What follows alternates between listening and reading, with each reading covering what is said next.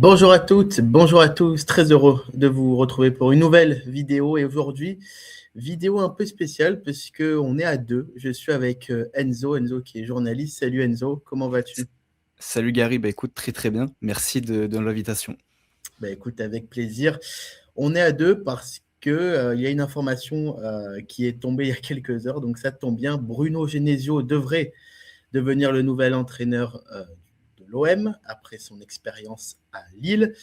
Et Enzo, tu as suivi le LOSC ces derniers temps, tu connais bien Genesio en conférence de presse notamment, tu as bien suivi en tout cas son actualité, donc on va pouvoir en parler dans cette vidéo, voir si c'est un petit peu le profil idéal pour l'OM. On ne sait pas trop quel est le meilleur profil, hein, un profil plus jeune, plus expérimenté avec l'OM, on ne sait jamais, peut-être que Genesio c'est la perle rare pour l'OM. Donc voilà, je vais te poser un petit peu des questions sur son aventure à Lille, sur la façon dont il a de se comporter sur son banc, enfin bref, pas mal de petites questions. Pour en savoir plus, n'hésitez pas bien évidemment à vous abonner. J'ai aussi la chaîne d'Enzo qui sera en description pour aller jeter un coup d'œil. Il y a du très bon contenu qui est fait, donc je vous encourage à aller la voir. Enzo, on va commencer tout simplement. Petite introduction sur Genesio. Donc, il va quitter Lille après la fin de son contrat. La décision a été prise de ne pas renouveler son bail. Il est arrivé en juillet 2024 à Lille. Il compte 99 matchs avec le LOSC. Une première saison terminée à la 5e place, puis la saison dernière à la 3e. Une campagne de Ligue des Champions avec une place dans le top 8. Une surprise, on va dire, pour le LOSC. Il y a une élimination, par contre, en 8e de finale face à Dortmund, mais des résultats face au Real, face à l'Atlético, notamment, on va en parler, face à la Juve aussi. Et donc, l'année dernière, Lille était en Europa League et Lille a terminé à la 18e place, synonyme de barrage. Il y a eu la qualification contre Belgrade en 16e et défaite ensuite face à Aston Villa, futur vainqueur. Enzo, on va commencer d'un point de vue global. Qu'est-ce que tu as pensé de son aventure à Lille?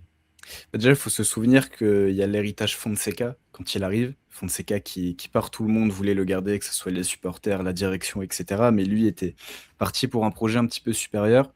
Et on sait que du côté de Lille, remplacer un coach qui a marqué les esprits, qui a été très bon, c'est pas toujours simple. On se souvient de l'après Galtier avec Gourvenec, ça avait été assez compliqué. Et donc là, tu vas sur un coach, un petit peu comme le fait l'OM, hein, très expérimenté en Ligue 1, qui a un niveau assez stable.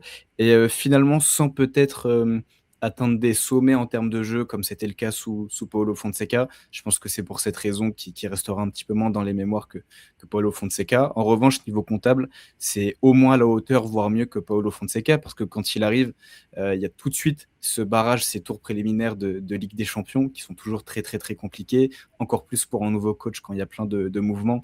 Et lui arrive à battre Fenerbahçe et le Slavia Prague. Après, tu le dis, il fait ce top 8 en Ligue des Champions. Donc non, globalement, c'est un très bon souvenir qu'il laisse du côté de Lille, même si ça a été très inconstant. On se souvient de son début d'année 2026 où ça a été très compliqué. Finalement, il a toujours réussi sur la durée à assurer un certain niveau plancher. Et donc, non, c'est un coach qui, même s'il y a eu des périodes où on se souvient par exemple que Pierre Mauroy avait un jour appelé à sa démission.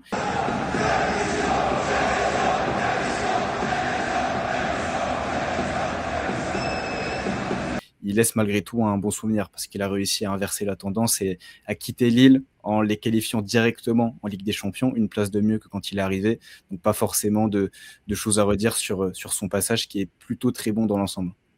Tu disais que peut-être les supporters auront un meilleur souvenir dans le jeu avec Fonseca qu'avec Genesio, c'est ça? Ouais, ouais, en fait, je dis ça tout en nuançant, parce que c'est vrai que le jeu de Bruno Genesio a peut-être été un petit peu moins alléchant que celui de Paulo Fonseca. Je pense qu'aussi qu'il a nuancé parce que Bruno Genesio n'a pas toujours eu, notamment sur sa deuxième année, des profils à même de véritablement proposer un jeu très protagoniste, très, très, très spectaculaire. Je pense notamment au profil d'ailier. Alors certes, il a aussi fait ses choix, mais quand Mbappé et Sahraoui sont blessés, les ailiers, c'est Mouko et Correa, qui sont pas les plus à même de faire la différence. Même Haraldsson est beaucoup plus un 10 à l'énergie, j'ai envie de dire, qu'un 10 capable de faire des différences balle au pied. Quand Bentaleb était pas là, il y avait un vrai déficit technique au milieu. Donc, je pense que c'est aussi pas mal impacté par ses individualités. Et quand tu regardes les stats avancées, finalement, le LOSC est plutôt très bien placé. C'est la troisième équipe qui touche le plus de ballons dans la surface adverse, la quatrième en termes de récupération haute, la cinquième en termes de production d'expected goals. Donc, c'est malgré tout une équipe qui se veut protagoniste. Je pense que ce qui lui a coûté cher, entre guillemets, c'est le comparatif avec Fonseca, où là, le jeu était de très très haut niveau en termes de spectacle. Mais lui, tu vois, on a beaucoup critiqué parfois sa stérilité. Je pense que ça a été un petit peu excessif et que c'est quand même à mettre à nuancer en tout cas. On va en parler un peu plus tard, justement, la façon dont les médias peut-être parlent de lui, le critiquent un peu. Il a eu aussi des sorties qui ont, on va dire, fait débat, mais on en parlera un petit peu plus tard. Effectivement, lors de sa première saison, donc 2024-2025 à Lille, il y a eu des bons résultats en Ligue des Champions, et j'ai envie d'accentuer là-dessus, puisque tu sais comme moi, il a battu le Real Madrid de Carlo Ancelotti, l'Atlético Madrid de Diego Simeone, en barrage, je crois que c'était Mourinho de Fenerbahçe, si je ne dis pas de bêtises. Donc, est-ce que pour toi, ce genre de performance, de battre des bons coachs expérimentés, c'est à relativiser ou c'est quand même une sacrée performance de les avoir à ce point? Parce que je me souviens du match contre le Real a été vraiment en difficulté. Ouais. Ouais, non, mais c'est pas nuancé, pas relativisé parce que ça se répète. Déjà, souvenez-vous à Lyon, quand il avait donné la leçon à Pep, depuis ce moment-là qu'on l'appelle Pep Genesio. Donc non, c'est un coach qui est vraiment capable sur ces gros matchs de faire de très très gros coups. Et tu l'as dit, le Real, l'Atlético, il va battre l'Atlético là-bas avec une équipe B. Et il y a Ousmane Touré qui est titulaire, qui fait une erreur en plus. Pareil, la Juve à domicile, c'était une Juve un petit peu meilleure qu'en ce moment. La Juve de Thiago Motta, t'arrives à accrocher le nul. Et finalement, tu passes pas loin d'éliminer Dortmund en huitième. Tu fais nul là-bas. Et c'est au retour à la maison où tu gères un petit peu moins bien le match retour. Mais non, c'est un coach qui est vraiment capable de faire ses gros coups. Il en a fait à Lille, il en a fait du côté de Lyon. Et ouais, non, c'est une vraie capacité chez lui. Je crois qu'il y a une stat où il a battu, c'est le seul coach à avoir battu Guardiola, Klopp, Mourinho et Carlo Ancelotti en Ligue des Champions. Donc, c'est pas rien. C'est plutôt pas mal quand même, non? Ouais, il y a pire.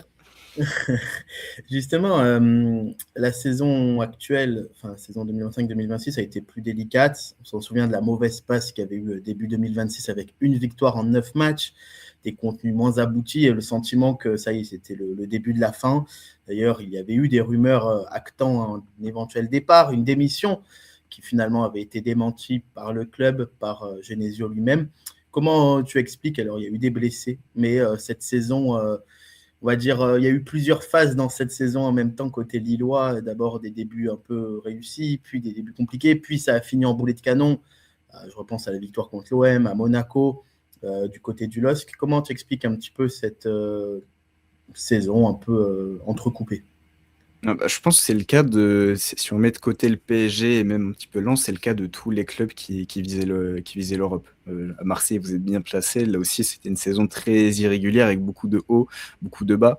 Je pense que c'est un peu. En fait, les exceptions sont Lens et le PSG, que dans tous les clubs, tu as toujours ces cycles. C'est vrai que cette saison particulièrement, ça a été très, très cyclique. Tu l'as dit, il y a les blessures. Je pense pas que ça soit la seule explication. Je pense qu'il y en a un qui est très important, c'est Nabil Bentaleb, qui change vraiment beaucoup le visage de cette équipe. Igaman aussi, la mauvaise période du LOSC correspond à sa blessure du côté de la CAN. Ce premier match de 2026 face à Rennes, où t'es pas mauvais dans le jeu, face au Rennes d'Abid Bey d'ailleurs, t'es pas mauvais dans le jeu, mais t'es très frustré par l'arbitrage, tu perds ce match, ça prend des proportions assez dingues en conférence de presse sur l'arbitrage, etc. Et finalement, t'instaures aussi un climat qui est pas top, c'était beaucoup plus stérile. Même Genesio a aussi des mauvais choix, je pense. À Strasbourg, où il tente une défense à 3 totalement surprise pour la première fois de la saison. Tu prends 4-1 à la maison et sans contestation possible. Et c'est vrai qu'il y a eu beaucoup d'essais. Il a beaucoup tâtonné dans cette période. Il y avait aussi une vraie fébrilité. Je crois que c'est Romain Perrault qui en parlait en conférence de presse où c'était pas une équipe qui non plus aurait mérité de ne prendre qu'une victoire sur ces 9 matchs. Il y a des matchs où il y a vraiment très peu de réussite, très peu d'efficacité. Et lui-même le disait, il y a eu beaucoup de doutes dans cette période. On se demandait, mais qu'est-ce qu'il faut faire pour inverser la tendance, etc. Je pense que c'est ça a été dans de très grandes proportions, mais je pense que tous les clubs de ce pool de clubs en Ligue 1 ont connu ces moments de down. Et même Bruno Genesio, dans son histoire, est aussi un entraîneur assez cyclique qui a toujours de très bonnes séries dans les saisons, puis d'autres séries un petit peu moins bonnes. Mais l'important, c'est qu'il a réussi à bien finir sur ce sprint final. Finalement, le LOSC a une série aussi assez dingue sur la fin de saison pour aller chercher ce top 3. C'est vrai que tu parlais de ces choix et j'aimerais qu'on évoque un peu cet aspect. Il y a eu des choix qui m'ont un peu perturbé, c'est un grand mot, mais qui m'ont un peu surpris. Ouais. Forcément, il y a eu des blessures, on l'a dit, mais d'utiliser à force tout le temps Giroud, Correa qui ne fait pas l'unanimité du côté des supporters, Mouko à droite. Alors, c'est une question d'équilibre, on a compris, pour bloquer le côté gauche adverse, on va dire, mais il y a eu pas mal de choix qui ont fait débat. Est-ce que tu comprenais ce qu'il voulait faire ou ça te laisse quand même perplexe, ça te laissait perplexe? Déjà, sur le cas Giroud, c'est son choix à lui et aussi de la direction de ne pas aller chercher un neuf pour remplacer Yaman à l'hiver dernier.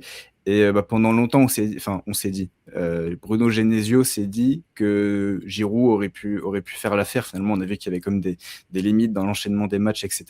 Mais il s'est plutôt très vite réorganisé en incorporant Fernandez Pardo, en changeant un petit peu aussi le jeu de son équipe, parce qu'évidemment, tu joues pas pareil avec Giroud qu'avec Fernandez Pardo. Donc ce choix plutôt logique, sachant que Fernandez Pardo, avant d'être placé en numéro 9, faisait pas non plus l'unanimité. C'était pas une évidence d'avoir un Fernandez Pardo 9 titulaire. En revanche, sur les ailiers, je te rejoins, ça peut poser question, notamment dans les matchs face à des adversaires où tu sais que tu vas être l'équipe dominante, où tu sais que tu vas beaucoup être en attaque placée.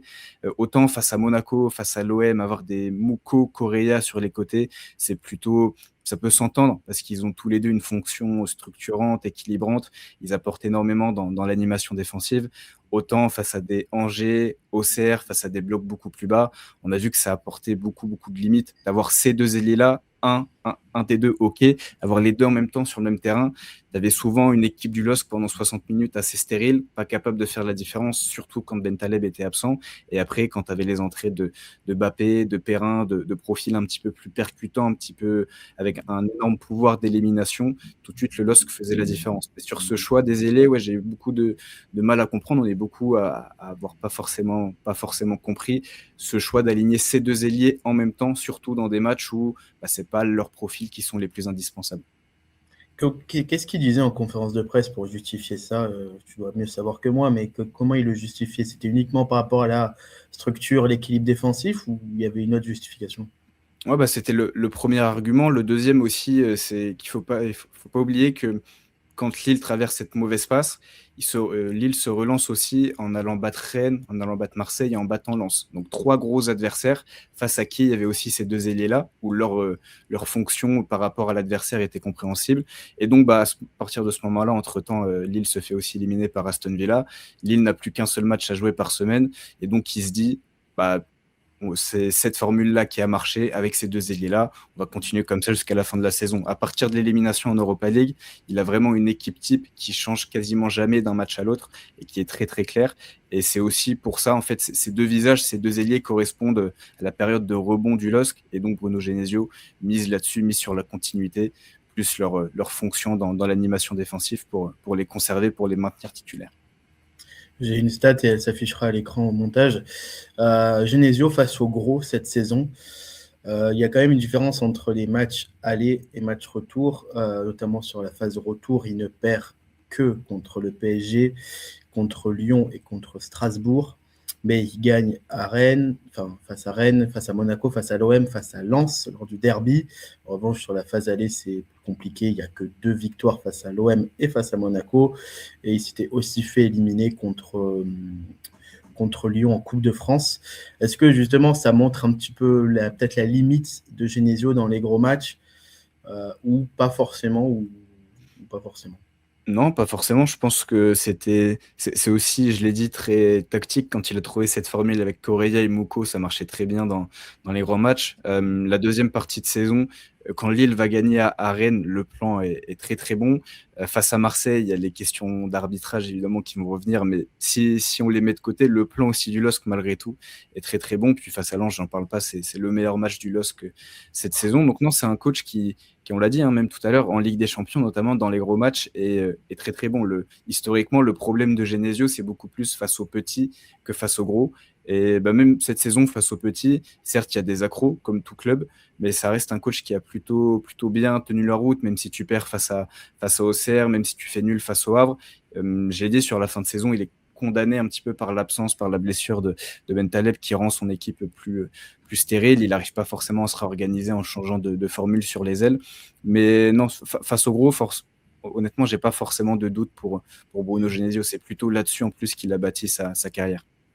Ouais, c'est vrai que face aux petits, des fois, ça pouvait paraître un peu plus compliqué, surtout quand tu utilises, on l'a dit, deux faux ailiers ou pas vraiment des ailiers les plus percutants du monde. Ça, c'est un peu compliqué. J'aimerais qu'on parle de son management. Il y avait un cas qui a fait parler cette saison, c'est le cas de Thiago Santos, qui a mis du temps à revenir après sa blessure des ligaments croisés. Il est revenu, mais il y avait, enfin, en tout cas, ça a fait débat au sein de la communauté lilloise et au sein des observateurs. Qu'est-ce qu'il en a été en fin de compte? Est-ce que c'est une difficulté à reprendre de sa blessure ou plus un choix tout simplement de Genesio qui ne le trouvait pas au niveau, pas prêt? Est-ce que tu en sais un peu plus?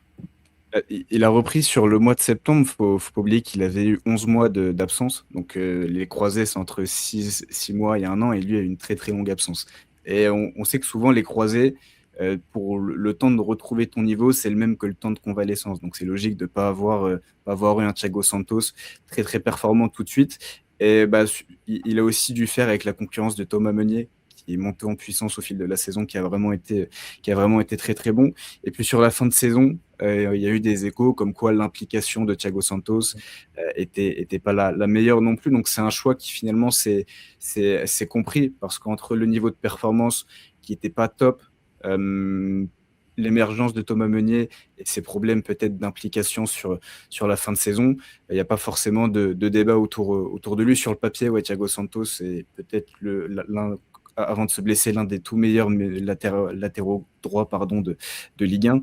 Mais depuis son retour de blessure, c'est vrai que son niveau a été un petit peu moindre, et que finalement, il a aussi subi la concurrence de Thomas Meunier. Ça a été assez logique de le voir assez peu enchaîné finalement cette saison. Oui, mais quand même, il y avait eu des débats par rapport à Thiago Santos où, en conférence de presse, il me semble, en fin de saison, il disait c'est un choix, je fais mes choix et j'assume, entre guillemets. Pareil sur des utilisations de certains joueurs comme Giroud devant, où on sentait qu'il tirait la langue, mais qu'il forçait avec. Je pense que ça fait partie peut-être des petits problèmes, entre guillemets, de Genesio, où il veut trop s'appuyer sur certains cadres. Pas, hein, peut-être que tu peux me contredire là-dessus, mais peut-être qu'il veut trop s'appuyer sur certains joueurs, alors que peut-être qu'il y a d'autres choix à faire, d'autres prises de risque. Peut-être que Fernandez Pardo en neuf, ça pouvait être un choix qui aurait pu se faire un peu plus tôt dans la saison, peut-être. Je ne sais pas ce que tu en penses, mais peut-être qu'il y avait d'autres choix à faire. Je sais pas. Pour Giroud, ouais, ça peut se comprendre. Après, je le répète, au moment où il lance Fernandez Pardo en neuf, tu n'as pas non plus la certitude qu'il va aussi bien performer. Puis pour Thiago Santos, pour le coup, ça lui donnait raison. Thomas Meunier, sur la fin de saison, est peut-être le meilleur Lillois. Il n'y a pas forcément de questions autour de lui, surtout quand il nous raconte que, c'est pas lui qui l'a dit directement, mais il y a des échos comme quoi l'implication était pas la meilleure. Il y a eu des petites tensions entre les deux. Maintenant, sur ces choix, c'est vrai que parfois, le choix le plus incompréhensible, je l'ai dit, c'est sur la fin de saison, les deux ailiers, Correa ou Mouko, où à la longue, c'est vrai que tu pouvais t'attendre à une autre formule. Après, pour le reste, je réfléchis, mais parfois on a eu un Benjamin André un petit peu trop, en tout cas qui n'était pas dans son meilleur registre. Là aussi, ça a pu poser question. Alexandro est très très vite revenu, et ça, Bruno Genesio l'a assumé. C'est de ma faute, je l'ai fait revenir trop vite, et finalement, ça a été assez compliqué pour lui sur la suite de la saison. Mais pour le reste, les choix y ont été un petit peu plus cohérent. Ce qui est le plus reproché, s'il y a quelque chose qui est le plus reproché à Genesio, c'est beaucoup plus la stérilité de son équipe parfois que ses choix en eux-mêmes qui paraissaient assez logiques. Ok, je voulais parler aussi de la façon dont tu utilises les jeunes. Alors, il me semble que c'est lui qui a lancé Boadi dans le monde professionnel. C'est le cas juste avant. C'est lui qui l'a installé, qui l'a vraiment fait développer. Ouais. En tout cas, il me semble qu'il a fait progresser justement des Thiago Santos, des Diakité Chevalier. Je crois peut-être que c'était avant plus Fonseca, mais en tout cas, ils ont bien progressé sous ses ordres. Nathan Ngoy cette saison, qui a explosé aux yeux du grand public, on va dire. Il aime bien utiliser des jeunes, Genesio. Ouais, de toute façon, ça va avec le modèle du LOSC. Donc, j'ai envie de dire qu'il n'a pas forcément de choix parce qu'il y a beaucoup de jeunes dans cet effectif. Mais ouais, tu l'as dit, il n'y a finalement pas énormément de jeunes qu'il a lancés parce que c'est vrai que la formation du LOSC sur les 2-3 dernières années sort peut-être un petit peu moins de cracks. Boadi est un petit peu l'exception, l'arbre qui cache la forêt. Mais en revanche, il a développé beaucoup de jeunes. Haraldsson, sous lui, est devenu un vrai patron. Boadi va partir pour une somme normalement assez astronomique. Pareil pour Fernandez Pardo. Diakité, sur sa première saison, est aussi parti très cher. Nathan Ngoy est arrivé, c'est devenu l'un des patrons défensifs avec Aïssa Mandi. Donc ouais, le seul petit bémol sur les jeunes, c'est Sori Badiaoun, qui est un jeune du LOSC qui sort de la formation, qui était très intéressant sur ses entrées en jeu. Il a profité quand il y avait beaucoup de blessures. Et finalement, quand les autres sont revenus, il a eu assez peu de temps de jeu, très peu de continuité, alors que ce qu'il avait montré était très intéressant. C'est quelque chose aussi, chez les supporters, on réclamait un petit peu plus de Sori Badiaoun. Mais non, pour le reste, c'est un coach qui est habitué à lancer des jeunes, à les faire performer. Ethan Mbappé aussi, s'il n'était pas blessé, ça aurait pu être une énorme vente, voire l'un des leaders offensifs cette saison. Donc non, là-dessus, si Marseille veut se reconstruire en misant sur des jeunes, en créant de la valeur, avec des actifs plutôt jeunes, il n'y a pas trop de soucis. Bruno Genesio l'avait prouvé à Lyon, à Rennes, il sait plutôt bien faire là-dessus. Fernandez Pardo, 70 millions, honnêtement. La demande est logique. Je pense pas qu'il va partir à 70 millions, mais Lille n'a pas besoin de vendre. Et déjà, quand sur les saisons Ligue des Champions est déjà en positif sur les bilans d'NCG avant même les ventes. Et pour le coup, au vu du profil, la polyvalence, la base physique aussi, je pense pas que ça va partir à 70, mais je pense qu'on sera plus proche des 70 que des 30. C'est énorme, non? En vrai. En Moi, étant honnête. pour le voir au stade, je comprends que de la télé, on puisse être moins impressionné, mais pour le voir au stade, pour le voir parfois d'assez près, le joueur a un potentiel assez dingue. Je pense que la marge de progression peut être assez folle et je ne serais pas étonné qu'il y ait un club de PL qui vienne poser 60-50 millions d'euros. Il y a pas mal de séquences qui ont fait parler concernant Bruno Genesio avec vis-à-vis de l'arbitrage. Ouais. Pas mal de pétage de plomb, pas mal de coups de sang, on va dire, que ce soit au micro, sur son banc. Mais non, ça n'y a rien à expliquer. Vous êtes nuls, c'est tout. Il n'y a rien à expliquer, vous êtes zéro. Je ne vais pas bouger d'ici. Il m'a fait France, c'est taré. Il est taré, ce mec-là. Va se déguer, c'est un fou, ce mec. Est-ce que ça fait partie de ses facettes et on ne pourra pas le changer? Est-ce que ça fait partie de son caractère aussi? Qu'est-ce que tu en penses? Lui-même l'a dit, hein, il y a beaucoup de questions là-dessus. Il disait, je sais que je suis pas parfait. Parfois, je suis un peu sanguin, je laisse exploser mes émotions. Mais pour répondre à ta question, il avait dit, c'est pas à 59 ans qu'on va me changer. Il dit, j'essaye de travailler sur moi, mais parfois les émotions reprennent le dessus. Et c'est vrai que c'est problématique parce que lui-même le dit à chaque fois qu'il se plaint en conférence de presse, il dit, on va me traiter de pleurnicheuse, mais je m'en fous. Mais il sait que ça va le traiter comme ça. Et c'est vrai que par rapport à d'autres entraîneurs, parfois, il accentue trop sur ses erreurs d'arbitrage parce que tout le monde y est exposé. C'est vrai que sur le début d'année 2026, le LOSC, il y a souvent la pièce qui tombe du mauvais côté, mais sur la durée d'une saison, normalement, généralement, ça s'égalise un petit peu. Et c'est vrai que c'est une facette assez problématique de lui, mais comme il le dit lui-même, difficile de le changer à son grand âge. Et malheureusement, il va falloir l'accueillir si c'est le cas, comme il est du côté de Marseille.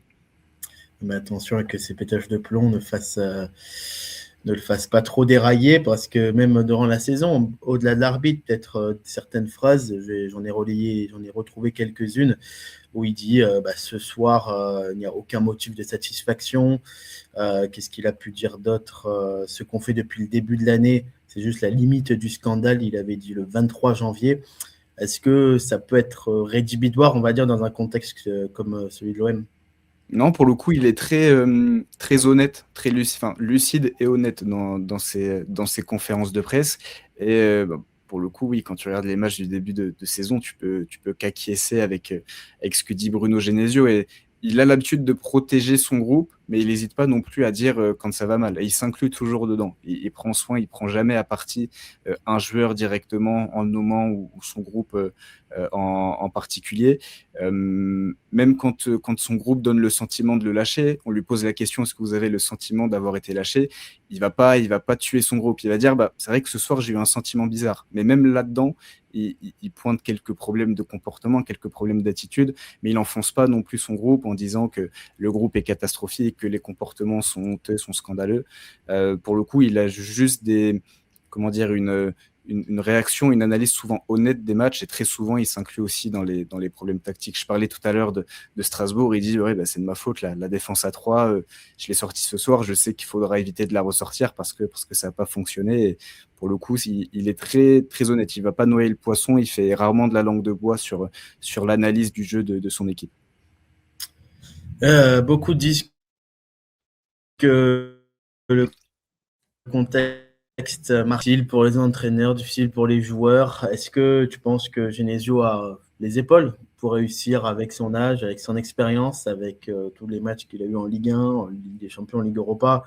Est-ce que, question simple, on va dire, est-ce que tu penses qu'il a les épaules pour réussir à Marseille? C'est le plus gros doute qu'il peut y avoir autour de Genesio parce qu'on l'a dit, tactiquement, même dans le management, c'est un coach qui a quand même fait ses preuves. En revanche, comment il va s'adapter au contexte marseillais, c'est le plus gros doute parce que le contexte à plus forte pression qu'il a connu, c'était Lyon, sauf que c'est un enfant de Lyon, il connaît parfaitement le contexte club. Rennes, Lille sont des gros clubs, mais la pression populaire est assez relative, surtout par rapport à Marseille où là, on est carrément dans un autre monde. Et le plus gros problème, on va dire, de Bruno Genesio, souvent sur la durée d'une saison, c'est comment il gère cette pression médiatique, notamment. Beaucoup de déclats où il pointe un petit peu les médias c'était au printemps, sur la fin de saison, il dit, vous savez, quand je partirai, il faudra trouver un autre bouc émissaire.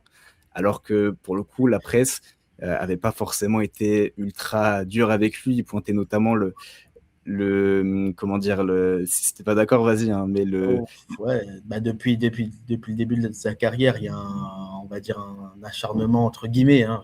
Oui, je parlais spécifiquement de ce qui se passait à Lille. Il pointait, il regrettait notamment quelques articles après la double confrontation face à Aston Villa, où c'est vrai que pour le coup, je parle pas de moi parce que j'avais pas écrit sur le match, mais il y avait eu quelques articles, il y avait eu quelques articles assez durs, je trouve, sur son plan de jeu, surtout que finalement tu perds face à la meilleure équipe de cette compétition. Mais ouais, il a beaucoup de mal parfois avec. C'est un homme qui lit beaucoup ce qui peut se dire, notamment dans la presse.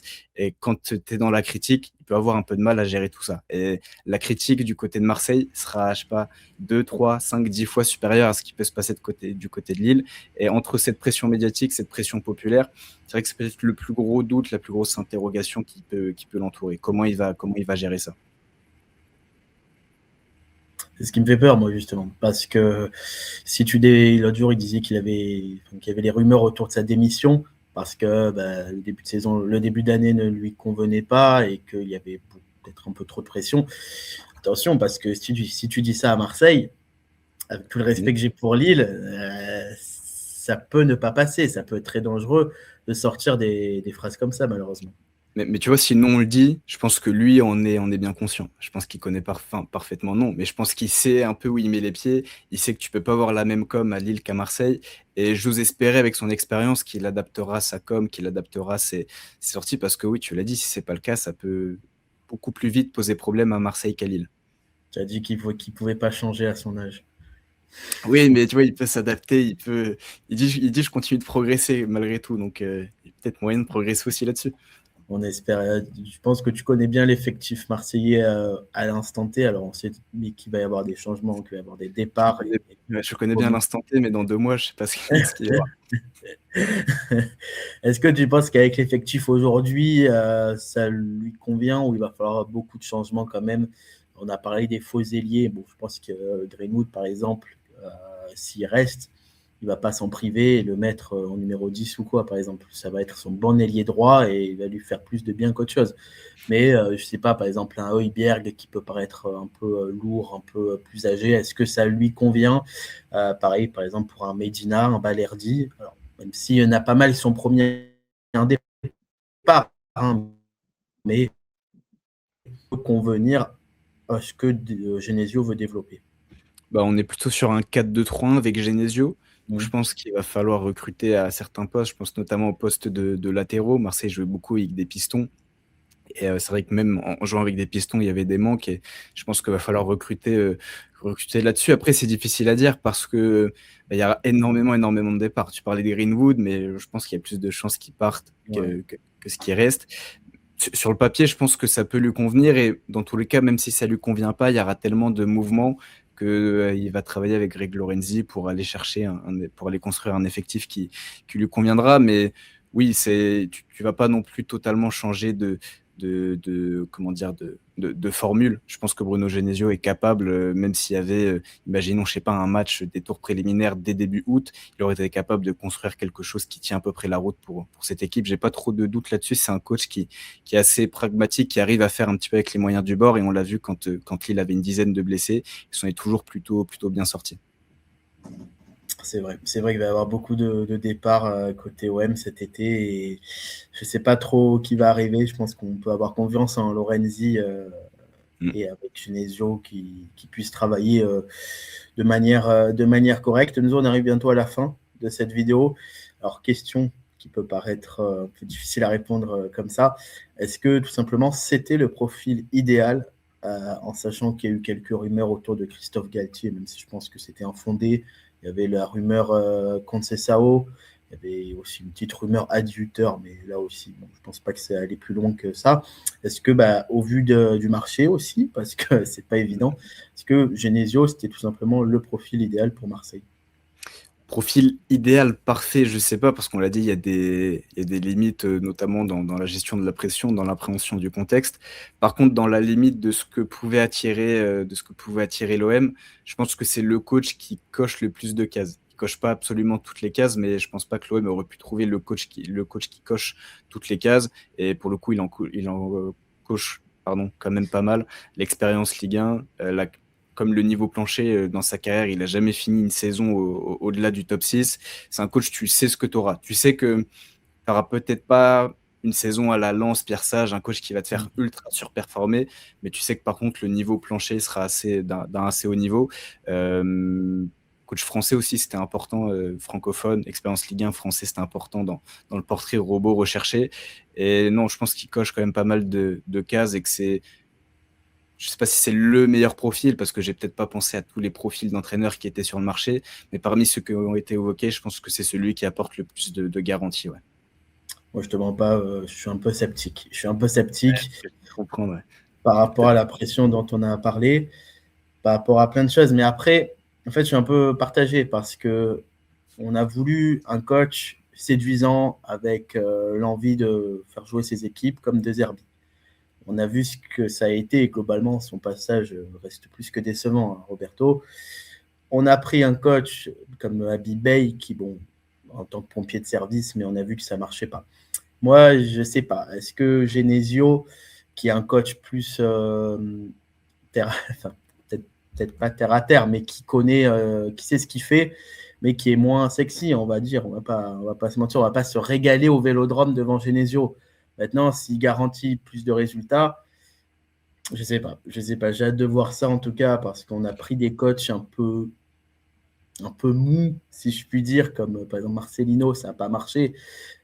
Tu vas peut-être me dire que c'est différent, mais est-ce que c'est mieux d'avoir un coach séduisant ou un coach plus pragmatique, plus je pense, tu vois, qu'il est un petit peu entre tous les coachs que tu viens de citer. Je pense que c'est un bon compromis. C'est pas le plus sexy, mais c'est pas le plus mou non plus.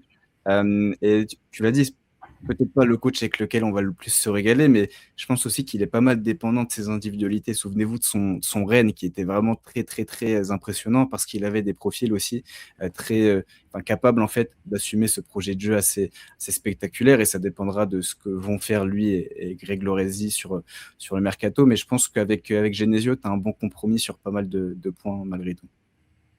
Bon, écoute, sur ces belles paroles, c'est la fin de cette vidéo. J'espère qu'elle vous aura plu. Merci Enzo d'être intervenu pour parler du LOSC et de Bruno Genesio plutôt.